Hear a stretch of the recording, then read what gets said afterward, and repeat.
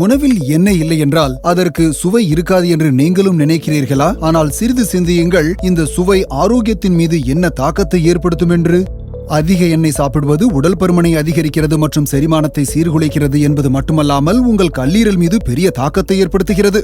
எண்ணெய் காரணமாக ஏற்படும் நோய்கள் மற்றும் நாட்டில் மிக வேகமாக பரவி வரும் உடல் பருமனையும் கருத்தில் கொண்டு நமது மாண்புமிகு பிரதமர் திரு நரேந்திர மோடி தங்கள் உணவில் எண்ணெயின் அளவை 10% குறைக்குமாறு நாட்டு மக்களிடம் வேண்டுகோள் விடுத்துள்ளார்.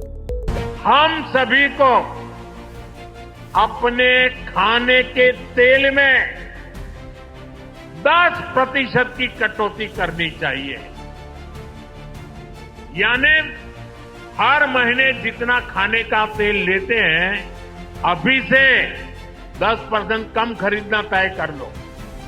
டீப் ஃப்ரை, அதாவது அதிக எண்ணெயில் வறுக்கப்படும் உணவுகள் ஆரோக்கியத்திற்கு, குறிப்பாக உடலின் அமைதியான ஆனால் மிக முக்கியமான உறுப்பான நமது கல்லீரலுக்கு எவ்வாறு கடுமையான சேதத்தை ஏற்படுத்தும் என்பது குறித்து புகழ்பெற்ற கல்லீரல் நிபுணர் டாக்டர் சிவகுமார் சரின் சமீபத்திய உரையாடலின் போது தெரிவித்தார். பாருங்கள், அனைவராலும் விரும்பப்படும் நமது நாட்டின் பிரதமர் நரேந்திர மோடியும் உடல் பருமனை குறைக்க உணவில் 10% குறைவான எண்ணெயை பயன்படுத்துங்கள் என்று கூறியுள்ளார். நான் அவருடன் முற்றிலும் உடன்படுகிறேன். அவர் அனைவருக்கும் மிகவும் மென்மையாகவும் பணிவாகவும் ஒரு செய்தியை வழங்கினார்.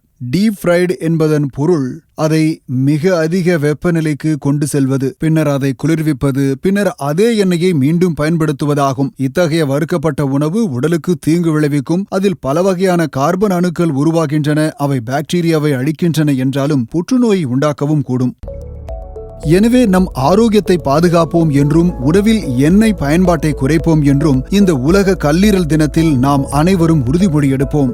வறுப்பதற்கு பதிலாக கிரில்லிங், பேக்கிங், ஸ்டீமிங் அல்லது குறைந்த எண்ணெயில் சமைத்தல் போன்ற ஆரோக்கியமான விருப்பங்களை தேர்வு செய்யவும். இதன் மூலம் உணவில் சுவையும் இருக்கும், ஆரோக்கியமும் கெடாது. நினைவிருக்கட்டும், health is the real wealth.